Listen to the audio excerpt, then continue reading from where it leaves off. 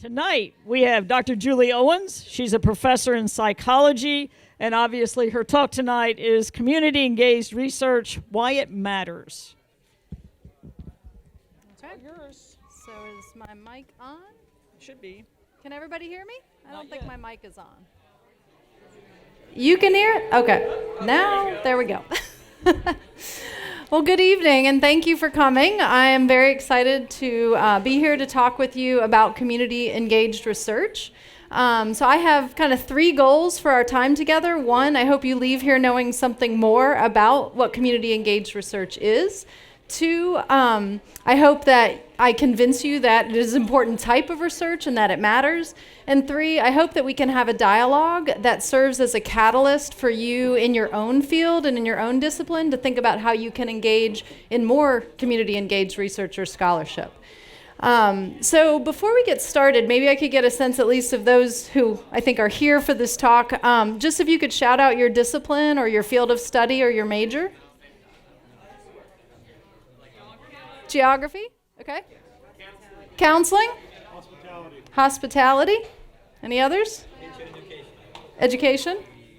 Biology. Okay, great. So we have a nice diversity here. And maybe can I get a raise of hands if you're an undergrad student? Okay, graduate student? Excellent. Faculty member or staff? Okay, excellent. Good. So how will we accomplish our goals today? So we're going to talk about what community engaged research is. I'm going to give you some definitions, and I'd like to hear some reactions to those definitions too from the lens of your own discipline. Have you heard about this? How do you think it's happening, if at all, in your field? And then I'll give you some examples from my own work as to why I think it's important and something that you want to do. And then, like I said, we'll talk a little bit about sort of how this might work in your field. If you're thinking about it, maybe we can have a conversation and brainstorm how you can do this type of work. So in my own work, I'm a clinical psychologist by training, and I am interested in developing and evaluating school-based interventions for youth with emotional and behavioral problems. So just a little bit of background on that, about 20% of youth in our nation struggle with some sort of social, emotional, or behavioral problem, be it attention deficit hyperactivity disorder, anxiety, depression, autism. And when children experience these problems, it often gets in the way of success for them in a variety of different domains. So it might interfere with their academic performance, it might interfere with their friendships and social relationships, and it might interfere with family functioning. And so when those sort of challenges happen early in childhood, it sets up the stage for a trajectory where it puts them at risk for problems in adolescence and even into young adulthood. And so I'm very interested in trying to embed mental health services where children are, which is schools, and trying to change the trajectory of children who are at risk for problems. So what I do is that I partner with schools. And what I'm really interested in my research is trying to figure out what are the most important questions to ask for serving these children. How do we collaborate to design the research, to conduct the research? And then when we interpret the data, the nice thing about that is that there is a connection between the conclusions we draw and the practice. Because what we know is that it's been stated several times that it takes about 17 years for a scientific discovery to get into clinical practice. So why do we have that huge gap? Part of it is because it does take time to test an intervention or a product to make sure it's effective and safe, but part of it is because the science world is not talking to the practice world. Right? So if I develop a fantastic intervention or fantastic product, but I've never talked to the community that's going to use it, I could bring it to them and they'll say, well, this doesn't serve us. This isn't feasible. This doesn't work. And just the same way, I just lost my mic, things can be happening in practice in hospitals and clinics and schools that have never been tested. And so we really don't know, are they effective? Are they actually not serving the students or the clients that it's designed to help? So let's start with the definition. So if those of you who can't see it, I'll be reading it. But The idea is that community engaged research is a collaborative process. That is really key, that it's a collaborative process between researchers and community partners. And so you can think about in your field, who are the important community partners? Is it someone who is in a hospital, a nurse, doctor, another therapist? Is it somebody who's staying in a hotel or resort that you're interested in? Is it someone who's living in the community that's affected by an environmental issue? You will need to think about who your community partners might be. And then as you engage in this process, you have to simultaneously contribute to science and to a problem in the community. That whatever you're engaging in research about, it's going to serve that community and advance our literature. And the idea is that if you have this stakeholder group, then you can leverage the assets and the expertise of different community partners to better solve the problem than in isolation. Okay? So if you go into the literature on this, sometimes it's called community engaged research, sometimes it's called community-based participatory research. That's more the realm that I was trained in, and Minker and Wallerstein have some excellent books, or participatory action research. So you can Google or Google Scholar any of those terms and probably terms in your field, and you can find sort of similar ideas around partnership that simultaneously benefits community and science. So first, let me get some reactions to that definition. So how many have actually heard of community engaged research? Okay, so most people have at least heard about it. Tell me how you think it's happening in your field. I don't know if anybody has an example that they're actually engaged in community research, but how might you see this play out in your field? You might have to talk a little loud. You don't have a mic, but... So can you imagine this happening? Oh, okay, I will. I can share something. Okay. I worked in the community before I worked for the university, and I have seen this done very well, and I've seen it done not well. Very similar to what you were just saying. It's more of a comment than a question, but I've seen where researchers really ask the good questions, like what would be helpful to me and also make it beneficial for you. And then I've also seen researchers where they just kind of came in and said, this is what we want to do, and we've named you as a partner, are you lucky? Yeah, so this friend of ours has been a community partner and is now part of the university community, but has seen it go well and not go so well. And so it does happen sometimes that as a researcher, I could go to a school and say, I have this great question I want to ask. I want to conduct this research in your school, and never give back to the school. And in fact, a lot of schools kind of feel burnt by researchers and don't want to participate because they don't feel like they're getting that mutual benefit. But then other times partnerships can happen where it really is sort of equal playing field in terms of contributing to the research question. Any other reactions to this? Do you think this is happening in your field a lot or not? Sort of thinking about it from geography or, yeah. I know I study birds, so one thing we do is we get citizen scientists to help us monitor the foxes, and then we inform them about different land management practices that they can do to increase these populations of these declining birds. And I think that's a really good way that we've been working with the community on this. Excellent. So this example, which just earned you a T-shirt, so you can, if you contribute, you get a T-shirt. So studying birds and sort of thinking about community participants that are helping in the observation process and helping inform the work that maybe you wouldn't be able to see certain impacts of. So that's a great example. Any other examples of it happening in your field? Okay. Well, let's move on and we'll talk a little bit about sort of what this process looks like so you can learn about it, and then we can start to think about how might it serve the field you're in or the research you're doing. So first off, when you form a community partnership, you need to think about who is going to be at the table and what are their roles going to be. So you may bring in different types of expertise. So there could be technical expertise, there could be content expertise, there might be a community partner who has a different view on the community than you may have in your sort of university vantage point. And you need to spend some time together listening to, what are you seeing? What do you think the problems are? Here's what I'm interested in researching. How does that match up? And sort of talking about the strengths of what you can bring to the table, what they might bring to the table. And this is over time sort of where you find that nexus. So where is the mutual benefit going to come from? You want to look for these goals and thinking about what are the questions we're asking. I think the most important part of community engaged research for me is that I know that I'm asking important questions that are meaningful to teachers, principals, schools, and kids. If I just stay in my lab, I really don't know what are the key questions to ask. So they really keep me grounded in the realities of the challenges they're facing each day. Then once you decide on, this is the goal or this is the question we want to ask, you also need to think about the methods, right? And so as a psychologist, I might bring in rating scales that parents and teachers fill out about the students, or I might bring in an achievement test or an IQ test. But there's also things that schools can provide, right? So thinking about what natural data are already there in that setting that might be useful to you. So we could look at GPA and students' grades, we could look at absences, we could look at disciplinary reports, we could look at standardized testing.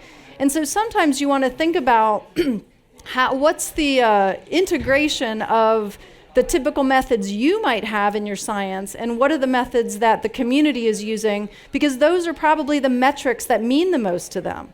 If I go talk to a principal and I say, oh, this kid's depression rating scale went from a 20 to a 10, that might not mean anything. But if I said, oh, this kid came to school 20 more days this semester than last semester, that's a metric that's meaningful to the school district. So you really want to start thinking about what are the metrics that maybe matter in the community where you're studying your research. Yes? So, in your research, do you involve your community in developing the questions, and how do you do that? Yeah, so the question is, do we involve the community in initiating the idea or the research question? And so it kind of depends on the partnership. And we have a variety of different partnerships, and the true answer is it depends. So sometimes we have a very important question that we think this is what we need to do next in science, in the literature. And we might write a grant for that, but we bring it to the school and share our ideas and listen for how does that match what they need. Is there a way that we should be tweaking this and asking it slightly differently so it's more meaningful to them? If we asked it in a slightly different way, would you be more likely to participate? So a good example of that might be that if we have a new intervention that we're testing, of course we want it to be better than typical practice. So we could ask the question of, let's implement this intervention in one school and the other school is a waitlist school and they don't get anything. Right? And so that would tell us if this intervention produces better outcomes than typical practice, which is important. Because if a school's going to invest in this, they want to know it's better than what they're already doing. But on the other hand, they might say, well, we want all kids to get something, right? And so we may have to tweak this and say, well, let's put in 2 active interventions and see which one is better than the other. Then that way, all students are getting something. And so that might be an example of how we might modify the methodology, but still be asking a question about effectiveness. Right? I wonder if that kind of answers your question. So sometimes we might have the idea and we bring it and pitch it to the school, and then they help us sort of massage it and change it. Other times, because we've had an ongoing partnership with them, they ask us a question. And we say, well, that's a good question. Why don't we try to figure that out? And so an example of that, we had a teacher this group has been using a specific daily report card intervention with kids. And the teacher said, well, how long do I have to keep doing this? Does it still provide a benefit after the first month?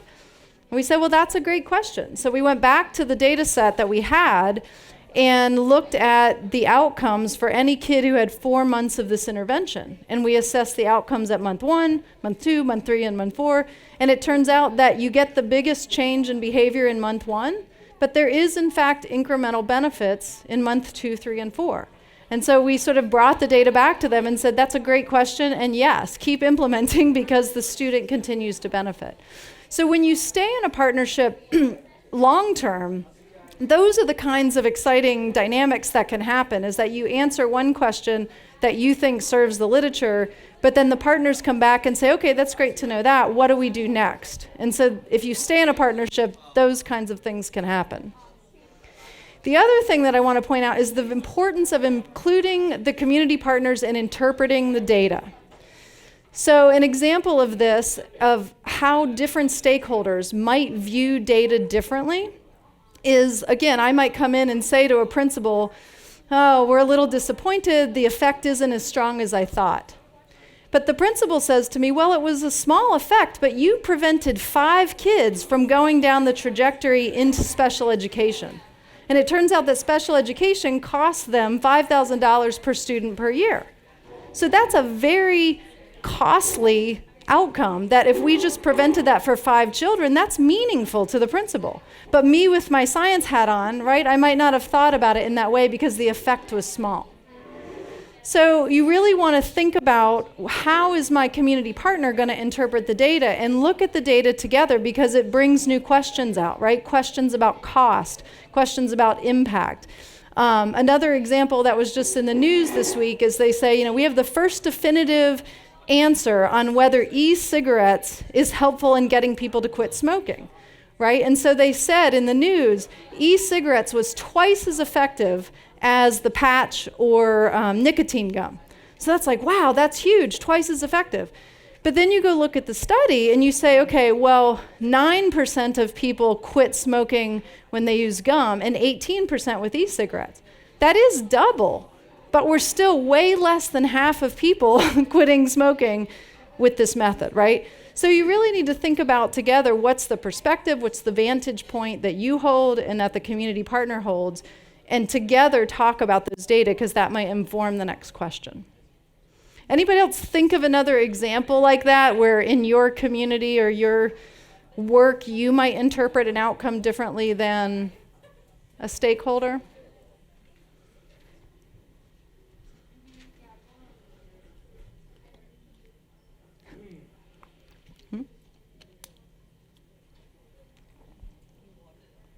Thanks. Okay.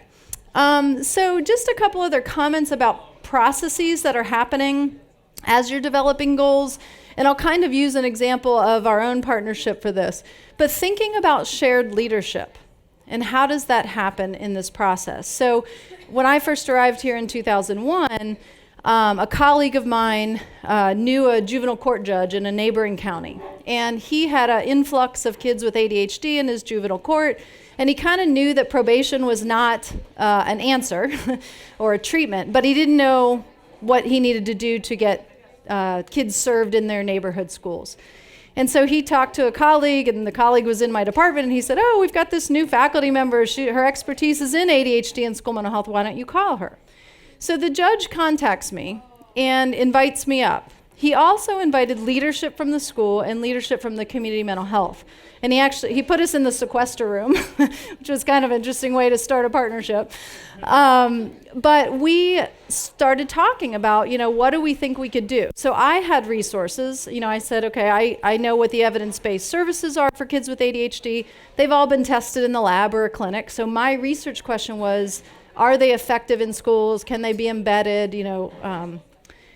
And I have graduate students, because I have a training mission. I want to teach them in evidence-based practices, and they can provide these services for free. And the court said, okay, well, we've got some money. We can, write some grants. We've got some discretionary funds. And the school says, okay, we can provide the space.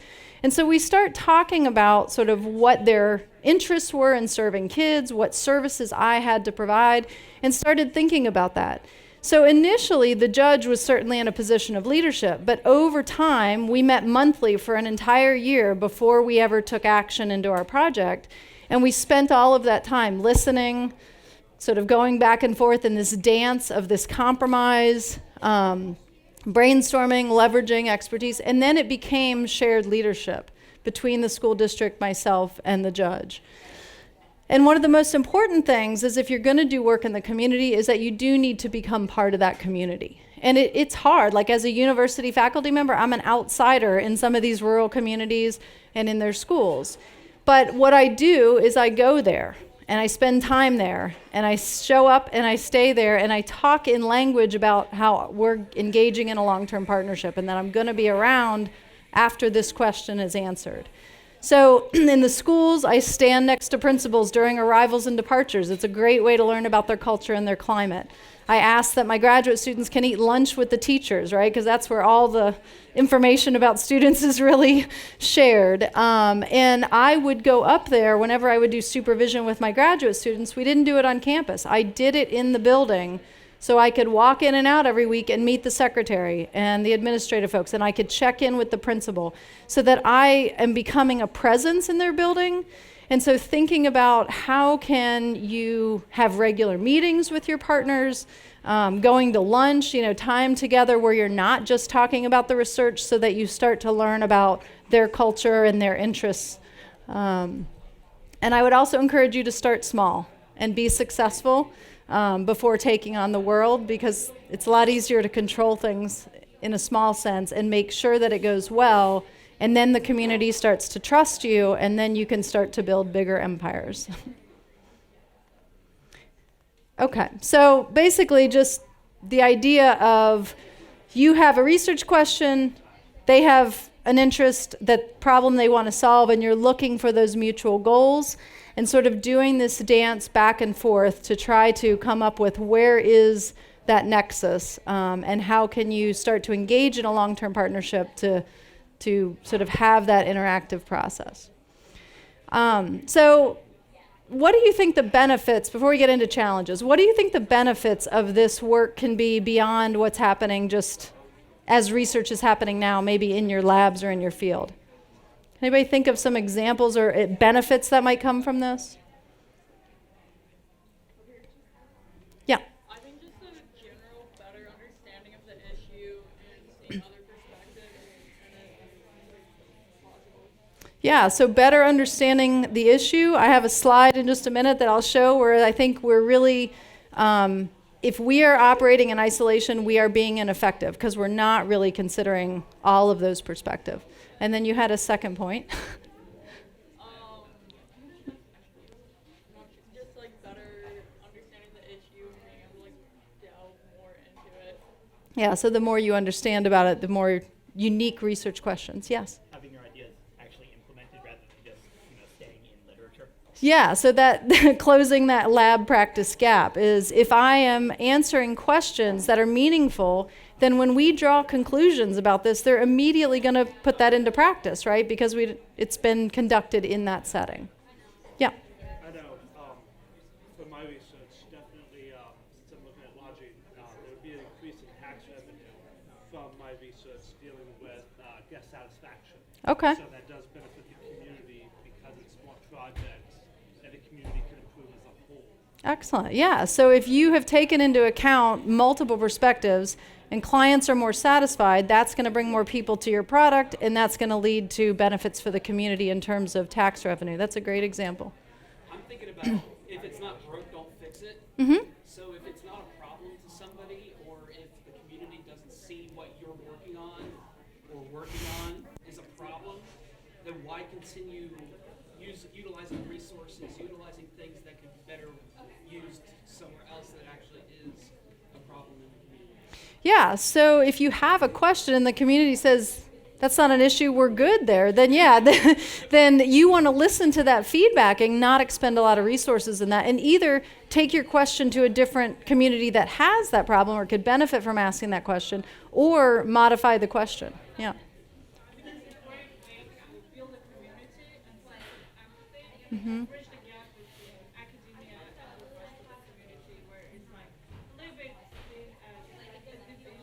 Yeah.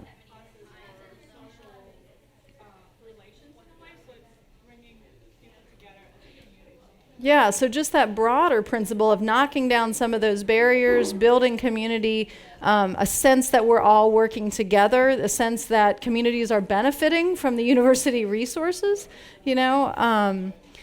So I agree. All of these, I think, are real benefits and why it's so important. But this is not without challenges because there is a bit of a divide sometimes between scholarship and community practice or between university and community partners. So what do you think might be some of the challenges that you could see you would face if you tried to embark on this?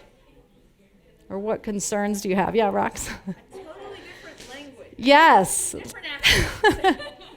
So we do speak very different languages, even as close as education and mental health can be. CD in my world means something different than CD in the education world. So literally our partnership in the community I told you about, we wrote out a glossary for each other of what are all these acronyms and what do they mean. I'm currently embarking on a new partnership for some interactive web-based professional development for teachers, and we're working in a different discipline with visual communications and technology, and our language does not align very well at all. So we have somebody who's sort of an intermediary between us as psychologists and the tech development folks, and that's really helpful.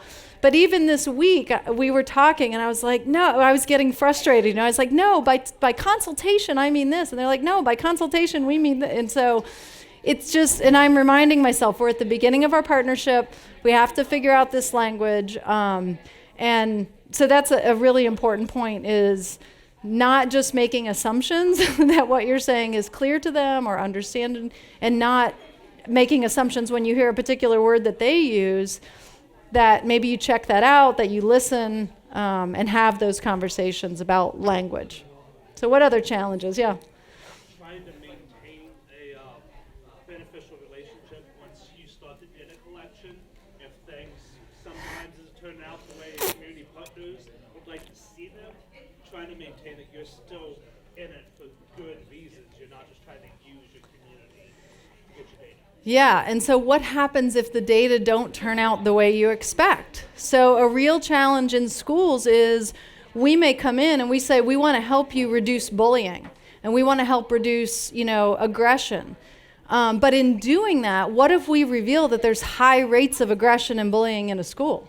That is not something that schools want to promote or want parents to know, right? And so there's a real tension there about, for the science of it, we need to know the prevalence, we need to know what's the baseline to see if we're reducing it, but it's tricky business to say, what do we do with these data if they're not very favorable at the starting point? So those are real challenges. I don't necessarily have an answer to them other than communication up front and sort of even having that conversation. What if this doesn't work? What if our hypothesis doesn't fall out in the way we thought? How are we going to handle that? And if you can have those conversations before you have the data and you have a protocol for what you're going to do if A or if B, that can reduce a lot of those tensions and sort of like deer in the headlights. What do we do? Yeah. Other challenges? Yes. Hi. Say it again. Yeah, so delays, that's huge, right? Science and practice operate on very different timelines. So in the schools, teachers have these kids walking in their classroom every day. They want to fix now. And here I am in my science hat saying, oh, well, we can study this for a year or 2 years and see if these patterns are different. The timelines are different. We have to wait on IRB, right? A month to create the protocol, a month to get it approved, a month to respond, and they're saying, well, when can we start? So there can be a lot of differences in timelines and demands. And as you'll notice, a lot of the things I keep coming back to is communication. And so partnerships like this take a lot of time and investment up front. But if you invest in that time, then you have sort of a really rich, fertile ground to work in. And most of these things I've learned through sort of in hindsight, oh, we should have talked about that. So the more that you can think about a priori, the better. So we've talked about languages. We've talked a little bit about the pace of science and making decisions. We also have different demands, right? In the early part of my career, I'm driving out to these rural schools and I'm like, I'm not writing, I'm not publishing, I'm waiting 2 years to get data. And so we have different demands, right? We've got to have rigorous enough methodology to get it published in a highly respected journal. but they may not want to undergo the, some kind of rigor that it takes to get there. And so again, this dance and this compromise. Thinking about who owns the data. Are these the data of the schools? Are they ours? Can we both publish off of them equally? Can they publish off of something without checking with me, vice versa? So thinking through what happens with these data, how long do they sit, where do they sit? Do we have an agreement about everybody gets to sort of okay it before it goes somewhere? So thinking about communication like that. And then interpretation of the data, as I said, that has been a really interesting piece for us to have a variety of perspectives. So I want to show you an example here. Well, this is my why is it important. So you've all seen the elephant, right? And everybody's touching a different part of the elephant. And if you're here and you think it's a spear and you're going to do all your research around this problem or this aspect of it, and you bring it out to practice and they're like, no, it's a rope.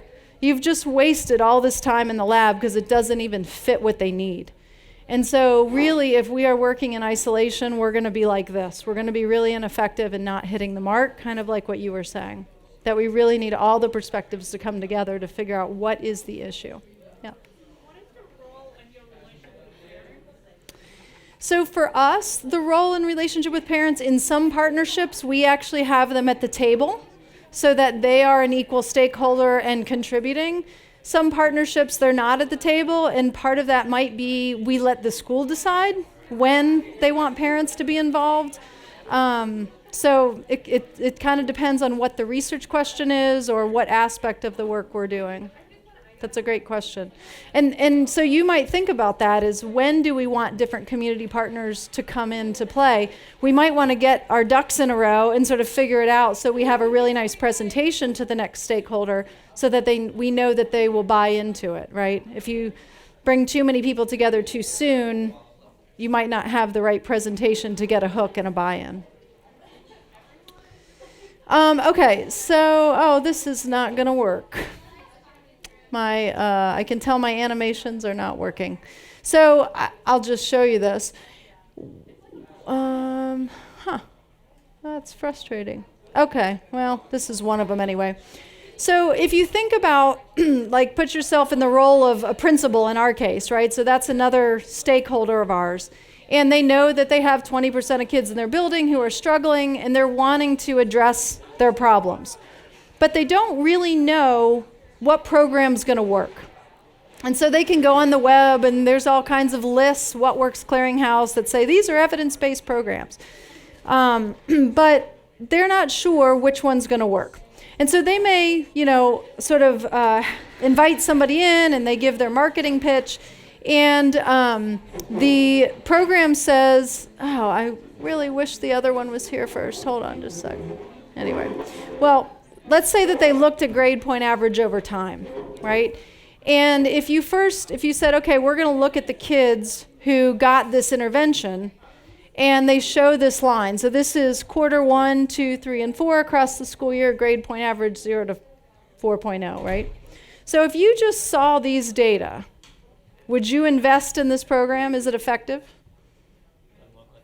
Doesn't look like it, right? From here, we're just like, all right, it's not really improving much. If it is, it's very teeny. But what if then I say, okay, we also followed the same kids, those 20% who are struggling, in another school district who didn't have the intervention, same time period. And this is what those kids look like. Would you say that the intervention is effective? Right? So in some cases, mental health interventions are preventing that negative trajectory or that negative decline that can happen. And so you may look at this and say, okay, this is a pretty big effect. The difference between a 2 and a 3-point grade average. I mean, if someone said you're going to get a 2 next semester or a 3 next semester, that you would care about that, right? So sometimes you have to think about the importance of a control group. And this has been a real challenge for us, not a challenge, but something to address, is what are we going to do with a control group? The other slide that I wanted to show you that didn't pop up, I don't think it's next, no, was that if you saw a really nice increase, so if this was time on task, and you saw a really nice increase from 30% in the fall up to 80% in the spring, would you say that's effective? right? We'd think it was.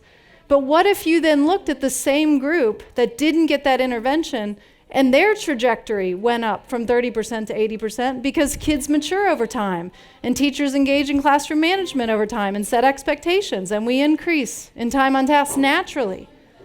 We're no better than typical practice. And so these are the kinds of things that I think over time our partners have become more savvy about how to think about data, how to interpret data. They've come to value the importance of a control group and the importance of rigor and methodology. And we have come to understand, the real challenges in practice when we think, a teacher can do this every morning when kids arrive. Well, it doesn't happen that way because you've got 25 kindergartners, some of who need to blow their nose and others need to go to the bathroom and others forgot their permission slips. And, it's just a much more chaotic environment. And so we really need to think about our interventions fitting that practice dynamic. Thoughts about this kind of thing in your world? For us, control groups are critical because we always have to show that our intervention is better than typical practice or better than something else. But is there such a dynamic in your field? So what would be a challenge in methodology in your field?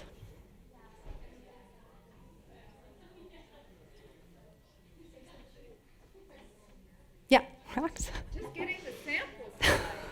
I mean, how hard is it sometimes just, if you have a school district, you can recruit kids, right? The principal. Yeah. But how many times are you're trying to find patients with strokes or violets in the field and all the deer have eaten them or, just sample size, getting enough to study. That's hard. Yep. So how long do you have to stick around to get the size you need? Yeah. So I work with with disorders. I'm a counselor, and I've worked with medication-assisted treatment, meaning like something to help somebody overcome a use disorder. Okay. And I'm thinking like for the control group, the people that choose not to use medication-assisted treatment might be fundamentally different than the people that do choose to. So is the difference really because it was a control group or because of where they were in their stage of change? Yes. So that's an excellent point. We might talk about a natural control group. So let's study those, you're working with folks with addiction who do use an intervention versus those who choose not to, right? And so we might say, look, those who used it had better outcomes, and so it must be better. But we really have to think about, is there something else different about those groups beyond the intervention that prevents us from drawing that conclusion? And that is a really good example because I think sometimes in schools, that's what they'll say to us is, why don't we just use this control group, kids who aren't getting it? And there's a lot of excitement around that we could really sort of make some conclusions. But you do need to also study, what other characteristics could have contributed? And so can you at least form equivalency at the start so you know that these groups aren't different if you didn't randomly assign them? That's a great point. So a couple of my students, Yes. They're in tourism hospitality, and so some of them would be like opening up tourism venues to Cambodia or places like that. Essentially, other than seeing an increase in tourism, it would be difficult for them to measure change over time, like maybe making a change to this Hilton versus that. Do you have any suggestions? Yeah, so thank you for bringing this up. So let's see if we can help our colleagues here problem solve. So you're wanting to put a new tourist attraction or hotel or some sort of resort in a new place. So first off, who might be partners that they need to think about before they go asking a research question about their resort? Okay, so the immediate community, because maybe you plopping a big resort there is going to really impact the wildlife. Maybe it's going to impact, some air quality or water quality, some other taxation, all these other aspects that you might not have thought of. So if first you say, okay, we need some family members in this neighborhood to understand what is the impact of this. Who else might they want? Local government? Okay, and why are you saying that? Okay. Yes. Yeah, so you may have a great idea as to how to build this, and you want these particular sort of features, and then you learn, it's against zoning regulations. We can't even do this. If you would have never asked the local government for regulations, you would have spent all this time building this to not be able to bring it to practice. Other partners that they might want to think about? in a positive sense, I mean, you might want to think about, is there somebody who wants to use you for advertising, right? So other partners that can benefit from your being there, or other ways that if you're there and these people are involved, it enhances what you're doing. But then you were sort of asking more of a methodological question. Right. So a lot of them are sitting around here in my questionnaire design course, and we wanted to examine this community engagement. And so some of the questions would be like, you know, as we're playing the role of evaluators, you know, how do they need to get into this issue? How can they actually evaluate something like increased tourism to Cambodia? Not on, we can do that on the big scale, but how about a little scale? Just, helping them get going and thinking about the different methodology choices and you know, actually being able to put together data that they could successfully publish. Okay, so the question is how, if on a smaller scale in this community, because the students start to evaluate either the impact of it or the readiness of it. So thoughts about that? Yep. Oh, I'm sorry. You know, I thought you were raising your hand. Okay. Yes.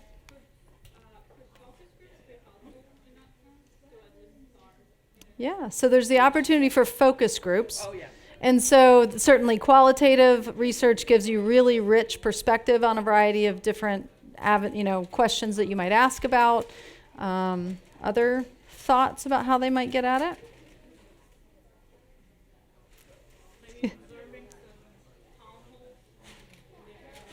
So observation and town hall meetings? Okay. Other thoughts about how they could get at this from a community perspective? I mean, you might also want to think about asking the community members what questions they would want to know, right? So how we might be thinking in a certain way how it's going to impact whether it be satisfaction or recreation or something, but maybe they have a different perspective on this is why we would want tourism to come in here. And so first asking them, sort of in that partnership format, what would be the research question you would have and why? Yeah. How about talking to other local business people, because you might displace somebody's business, but at the same time you might enhance their business. And there may be synergy. So maybe talking to the Chamber of Commerce or something. Yeah, and maybe finding out how other businesses assessed their impact in that community, because maybe there's an indicator that matters more in that community than you're aware of. There could be somebody who's done it before you in a similar area, not necessarily like say, well, like similar terrain, similar economic standing, that business just may not have the resources to do what you're trying to do in this area. Yeah, so that's they a may have some insight. great point. Like bringing in consultants who are 2 steps ahead of you in the process.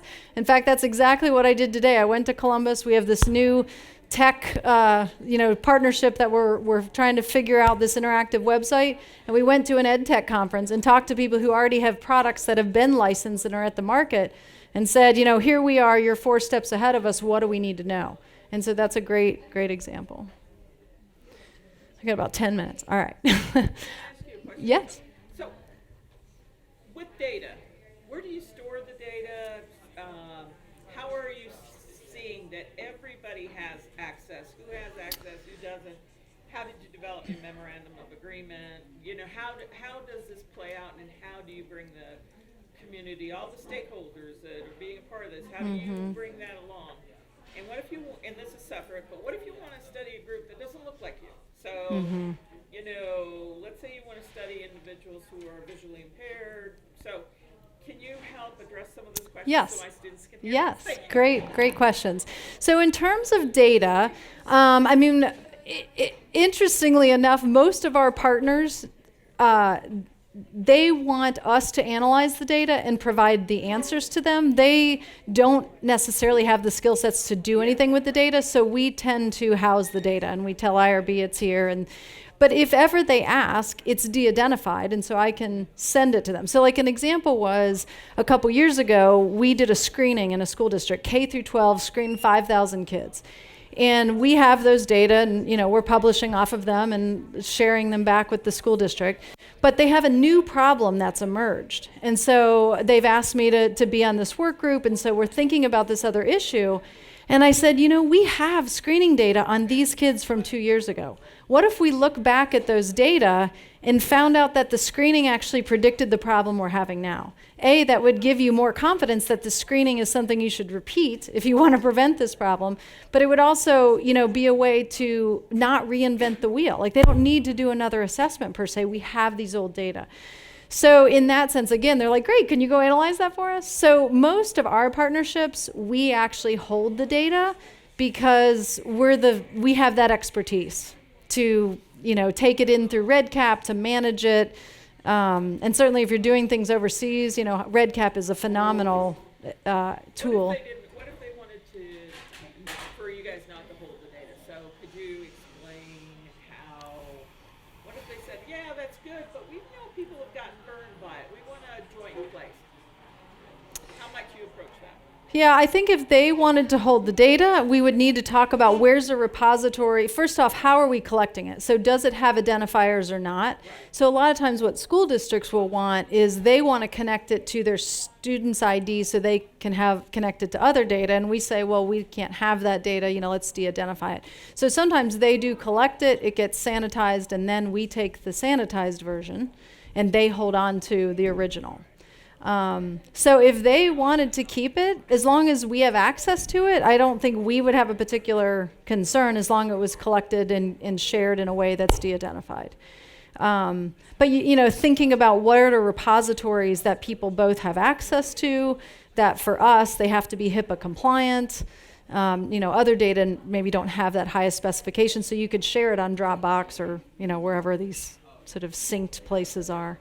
But I think as long as if we're all collecting the data together, I guess I don't have a concern literally as to where it is, as long as we agree on that it's collected in an appropriate way to IRB and that it's stored in those ways. So, the data we're collecting, I guess, are not so sensitive that they're no more sensitive than what kids have in their school record anyway. So I don't know if that answers your question. I just wanted them to hear broadly how, if they were stepping out into the community, how it might work. Right.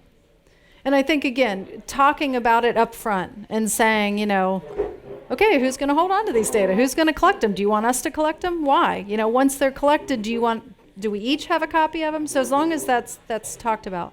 And then you had a second question. So with all of the various students around here, what if they want to get into a community that doesn't look like that? Yes. So getting into a community that you are not a part of, or maybe you don't identify with, oftentimes it's helpful to find who's the bridge to that community for you. So even for us, sometimes with parents, actually we ran a parenting group once, and they were all concerned about us gaining information to give to children's services, right? There was a lot of mistrust and a misunderstanding as to why we were even there. So co-leading that group with another parent in that community is a way to sort of show trust, because if I show up to somebody else in my community and they've brought somebody in, I'm going to at least trust that my community member has vetted them and that it's okay.